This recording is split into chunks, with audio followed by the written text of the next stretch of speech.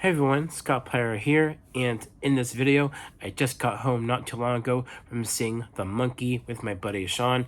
I did a review for Sean for his channel of Cash Vault, and so you guys can expect our review together for his channel within the next few days.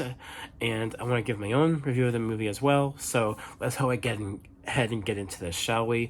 Okay, The Monkey, directed by Osgood Perkins, who of course made a few other horror films that I haven't seen. Long Legs is one of them that he made that I haven't seen that, but he's also well known as Anthony Perkins' son, who played Norman Bates in the original Psycho, and also James Wan is the producer of this Monkey film, and it's a Stephen King short story. So I do think that this movie has a lot going for it, and I do think that it's well made.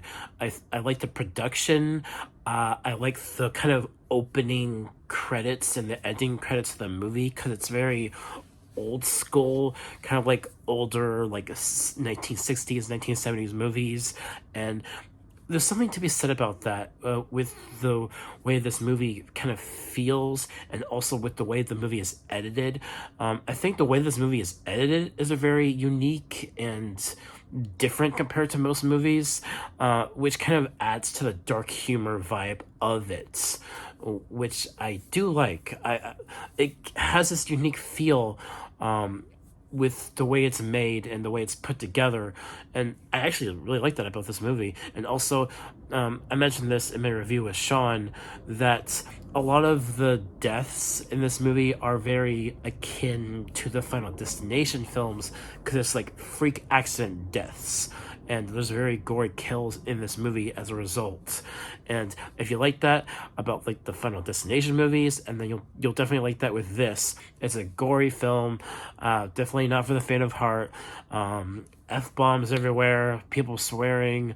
Not a movie for younger audiences. This is for adults, for horror fans, and I like that about it. But at the same time, going into some of the things that I have issues with about this film is that almost every character in this movie are either just not nice people or just complete, a-holes essentially, and the only couple or one or two characters are actually decent people, mainly the main protagonist of the film, the the main guy you're following throughout the film.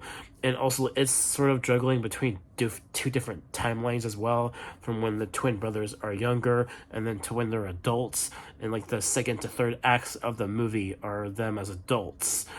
And I think the story here is, I would say, run of the mill, and I do think that there's a lot of aspects of this movie that's kind of over and done with. We've seen this before with like the Annabelle movies too, for example. We've seen this before, and I do have that feel of it as a result, and also with the fact that so many characters in this film are just complete dickheads, and there's just not a whole lot of people to sympathize with in this film. And then also there's the saying on the poster, everyone dies, and that's all messed up, and it is. And also, like, by the end of it, like, I don't want to spoil the ending, but it kind of I don't know, it had a bit of a weird ending.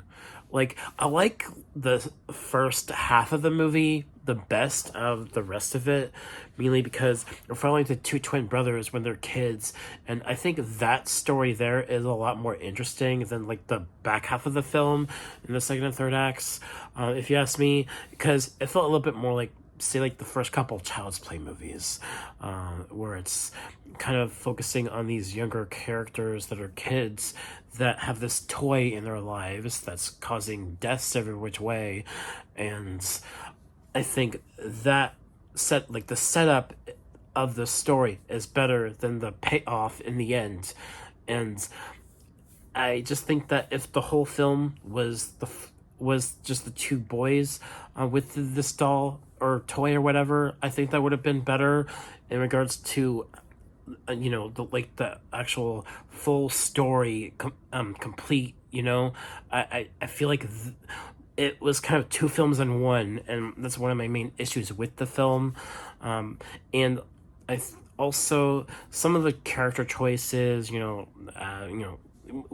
kind of expect that in a movie like this when characters make not smart decisions that lead to freak accident deaths, and you get that in this movie. So but it does juggle between like legitimate horror and dark humor, kind of not slapstick in any way really, but like the dark humor that's there just kind of has this unique blend of comedy and horror, which we've seen before in other films.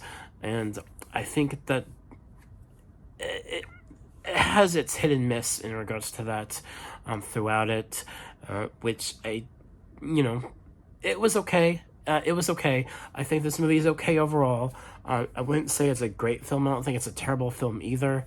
I'd say about a C plus. I think that'd be my grade for this movie. But I did enjoy it. I thought the performances were really good. And speaking of, one of the actors in this movie is Elijah Wood. Can't go wrong with Elijah Wood. He kind of looks like Tobey Maguire a little bit. I liked seeing a cameo of Elijah Wood in this film.